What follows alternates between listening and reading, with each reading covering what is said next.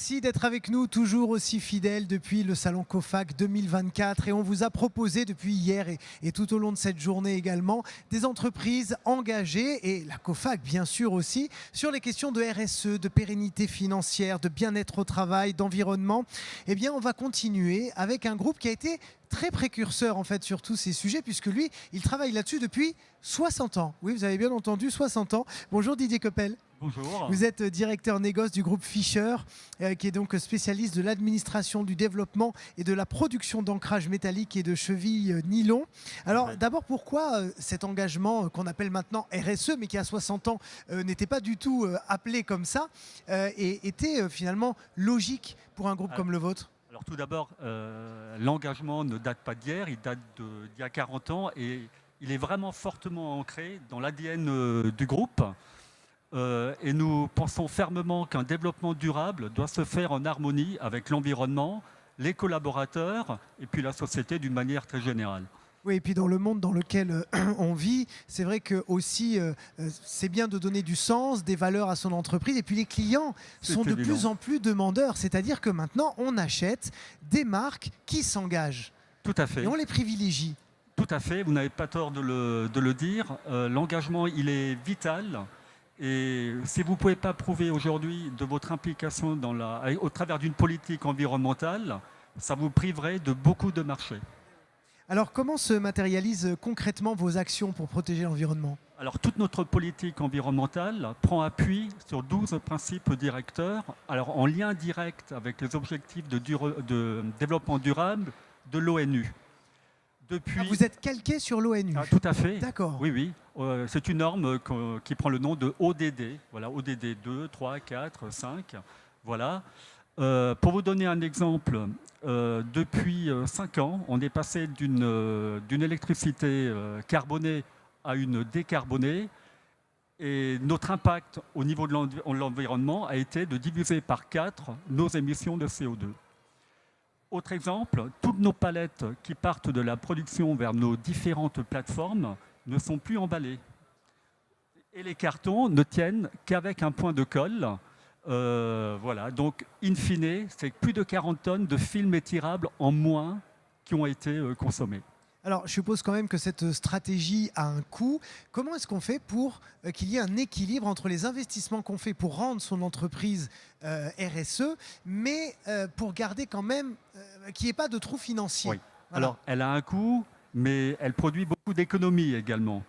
Et de toute manière, chaque euro qui est investi en matière de politique environnementale et de développement durable est entièrement couvert par nos propres fonds. Donc au final, il n'y a pas du tout de fragilité économique. Il n'y en a aucune, au contraire. d'autant plus qu'on a une assise financière qui est plutôt très forte. Quels sont les retours clients justement que vous avez sur cet engagement-là? Est-ce que vous êtes reconnu pour ça? Alors oui, on est bien évidemment reconnu. Et de toute manière, ne pas rentrer dans ce type de politique vous priverez de l'accès à beaucoup de marchés. Aujourd'hui, il faut que votre empreinte carbone soit la plus faible possible pour pouvoir répondre à des marchés, notamment dans le bâtiment. Les majors du bâtiment aujourd'hui ne travaillent qu'avec des groupes tels que les nôtres qui peuvent prouver toute leur politique et leur campagne menée pour réduire les effets de la pollution sur l'environnement. Alors justement, on parlait tout à l'heure de l'assise financière du groupe. Est-ce que vous pensez que même des petits artisans, des TPE, des PME peuvent mettre en place cette RSE? Parce qu'on dit toujours que ça demande quand même de l'argent et une structure, mais peut-être que le message, c'est aussi de dire que tout le monde peut faire sa petite part. Mais oui, bien entendu. Après, il ne faut pas mettre des budgets énormes pour pouvoir réduire son empreinte, quelquefois. De petits exemples comme passer des luminaires à des luminaires à LED, par exemple, génère beaucoup d'économies. Mais de toute manière, in fine, si vous voulez continuer à avoir une activité pérenne, il faut prendre la voie de ce développement durable. Alors justement, vous êtes venu avec 3 produits qui incarnent bien cette démarche RSE. Alors on va peut-être commencer par les fameuses chevilles vertes, parce qu'elles sont vertes pour une bonne raison. Alors, c'est une gamme de produits qui a été développée il y a 8 ou 9 ans, fabriquée à partir de matières premières renouvelables. À 50%, il y a des matières premières renouvelables là-dedans. Et c'est un programme qui est en train de prendre, qui plaît bien à nos clients et qui se porte économiquement plutôt bien. Donc ce sont des chevilles comme on en utilise tous. Tout à fait. Voilà, Alors, sauf qu'elles sont vertes.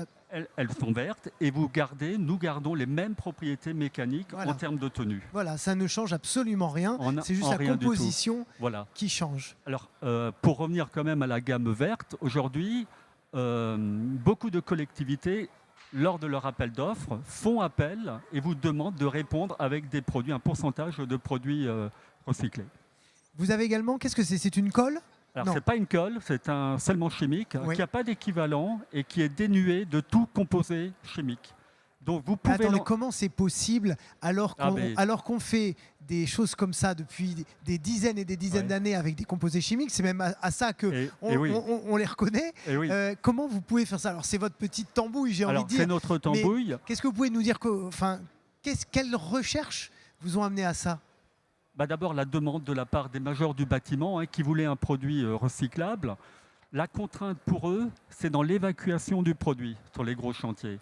Aujourd'hui, il faut des bennes dédiées à ce type de produit. Avec ce scellement-là, vous pouvez le jeter dans une poubelle traditionnelle. Voilà. Et il ne vous faut pas de pays particulier pour le manipuler. Vous pouvez le manipuler avec vos mains. Bien. Et nous avons... Qu'est-ce que c'est que cette chose exactement? Alors, c'est un forêt aspirant donc, qui est muni de 2 petits trous à l'avant. Vous le branchez sur un aspirateur et vous récupérez, quand vous venez forer le béton, vous venez récupérer 95% des poussières. Donc, c'est pour la santé déjà de l'artisan. C'est pour la santé, moins de polluants dans l'atmosphère également. Ouais. Voilà. Ouais. Comment vos équipes travaillent sur ces produits-là? Vous avez une équipe R&D qui... Voilà, concrètement, comment est-ce qu'elles imaginent ça? Alors, on a une équipe R&D qui est donc en Allemagne, on est un groupe allemand, donc c'est une équipe de R&D qui emploie à peu près 80 personnes, et c'est eux qui travaillent autour du développement de ces gammes de produits. Alors, on va parler maintenant peut-être du bien-être des collaborateurs, puisque ça aussi, ça fait partie de vos bonnes pratiques. Comment ça se matérialise une fois encore? D'abord, par beaucoup de réunions en interne, et puis, comme le dit notre patron, le premier capital de notre groupe, c'est les employés, bien avant les machines. Donc tout est fait pour mettre tout le monde dans les meilleures dispositions pour travailler sereinement et produire le meilleur d'eux-mêmes. On est d'accord, ce n'est pas seulement que mettre un baby-foot et une table de ping-pong. Ce n'est pas que mettre un baby-foot ou Tous les postes sont ergonomiques. On a des bureaux dont la hauteur peut être réglée. Tous les postes de travail ont été aménagés. On a des salles de sport également, on a des coachs sportifs.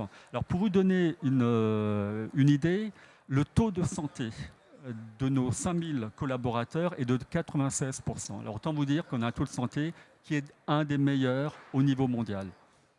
Vous avez également une politique de formation qui est axée sur l'humain. Je suppose que ça fait partie du bien-être des collaborateurs. Oui, racontez-nous. Bien entendu. Alors on a une académie dans le groupe qui forme bon an mal an 200 jeunes, alors allemands principalement, avec 32 formations à la clé. Voilà. L'intérêt, c'est que vous pouvez repérer des bons candidats que vous gardez et qu'on peut intégrer dans le groupe par après. Et les meilleurs candidats, pendant 1 an, se voient offrir un véhicule de fonction. Voilà. Mais alors, tout est fait en tout cas, pardon de vous couper, pour nous mettre dans les meilleures dispositions pour travailler dans les meilleures conditions. Bon, alors là, nous sommes en début d'année, donc on a 12 mois, 11 mois en tout cas, qui arrivent devant nous. Quelles sont les nouveautés? Qu'est-ce qui vous attend là, pour les semaines qui viennent? Alors, les nouveautés, c'est une nouveauté fondamentale pour nous, qui a été développée par notre filiale en Italie, qui est un support pour panneaux photovoltaïques. Alors, c'est une gamme qui a vraiment le vent en poupe en Italie. C'est 80 millions d'euros rien que pour l'Italie. Et ce programme-là va être lancé à partir du mois de mai à peu près en France. Eh bien, merci beaucoup Didier Keppel d'avoir été avec nous du groupe Fischer pour nous parler donc de votre démarche et de vos engagements RSE. C'est très gentil à vous. Merci à vous, chers amis, d'avoir suivi cette émission. Ce n'est pas fini. On se retrouve dans quelques instants pour découvrir un nouvel invité. À tout de suite.